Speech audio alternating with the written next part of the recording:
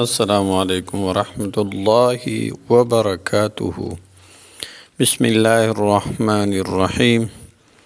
ټول تعریفونه د رب ذوالجلال دپاره چې خالق او مالک او پروردگار د کل عالم دی، او درود پاک په خاتم الانبیاء د مدینی جانان حضرت محمد صلی الله علیه وسلم باندې. امید د رب ذوالجلال نه ساتم چې تاسو به روغ جوړ یئ، په صحت به برابر یئ. الله جل شانه د هر قسم مصیبتونو، تکلیفونو، پریشانو او غمونو نه په امن کې وساته. الله جل شانه هر حاجت، هر مقصد د خپلو خزانو د غیبو نه پوره کړه. الله جل شانه عمر دراز سره د صحت نصیب کا. نن محترمو عزیزانو، ما ستاسو دپاره یو عمل، یو وظیفه، یو خاص عمل، طاقتور عمل او ختم دا ستاسو دپاره ما راوړی دی او تاسو ته بیانوم. دا وظیفه د څه دپاره ده؟ د هر حاجت د پوره کېدو دپاره ده، د هر مشکل د حل کېدو دپاره ده، د خلکو مقصدونه او حاجتونه د پوره کېدو دپاره ده. د کومو خلکو چې د ډیر وخت نه څه حاجت وي، څه مقصد وي او هغه نه پوره کېږي، یا په څه قسمه پریشانو او مشکلاتو کې راګیر وي، د هغې نه د خلاصي څه ذریعه وغیره ورته نه میلاویږي، او یا څه نور څه ټینشن پریشانی ورته وي، نوکرۍ باره کې وي، سرګاوټونه وي، د هغه په مقصد حاصلېدو کې، حاجت پوره کېدو کې د مشکلات وي، نو الله جل شانه د دې وظیفې په برکت سره، د دې ختم په برکت سره به دا الله جل شانه ختموي او خامخا به ختموي. خو د دې ختم سره لازمی یو څو خبرې نورې هم دي.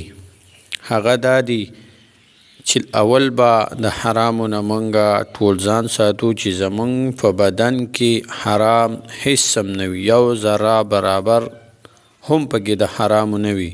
ځکه چې د یو انسان، د یو مسلمان په ګېډه کې حرامو ذره هم وي، نو د هغه د 40 ورځو پورې یو قسم عبادت هم نه قبلیږي.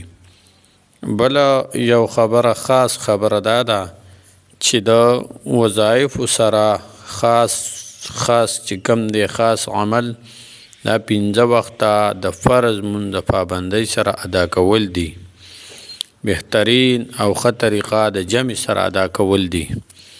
خو که یو وجې، یو عذر وغیره د وجې جمع نه پاتې شي، نو بیا په خپل وخت کې د ادا کولو اهتمام دا لازمي دی.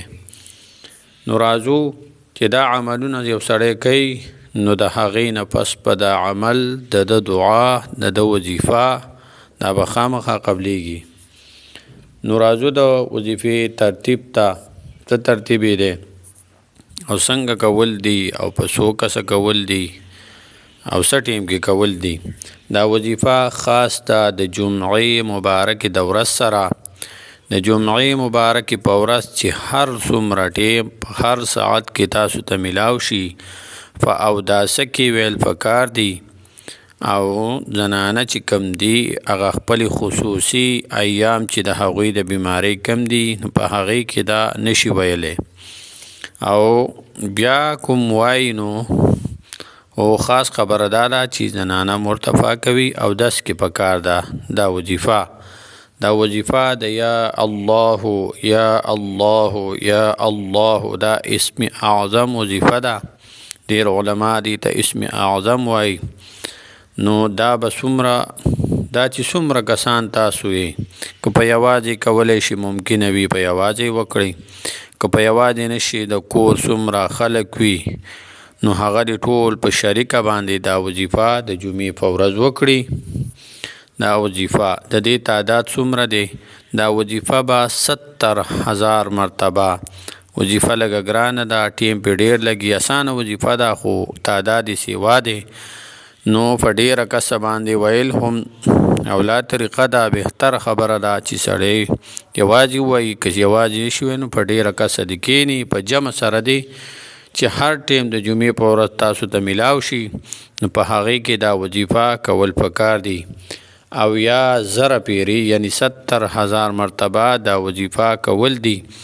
دا کله وکړئ نو بیا به د هغې نه پس صدقه وغیره ورکړئ او یو کور دوه کې وي چې څومره تاسو د خپل وس مطابق په صدقه وکړئ.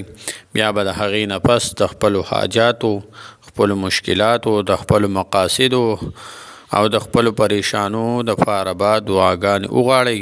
الله جل شانه به خامخا ستاسو د حاجات پوره کوي، ستاسو مقاصد به پوره کوي، تاسو مشکلات به حل کوي. دا وظیفه دا ختم یو ځل د خپلو حاجاتو دپاره چې کم نه پوره کیدونکي د هغې دپاره خامخا وکړئ. السلام علیکم ورحمة الله وبرکاته.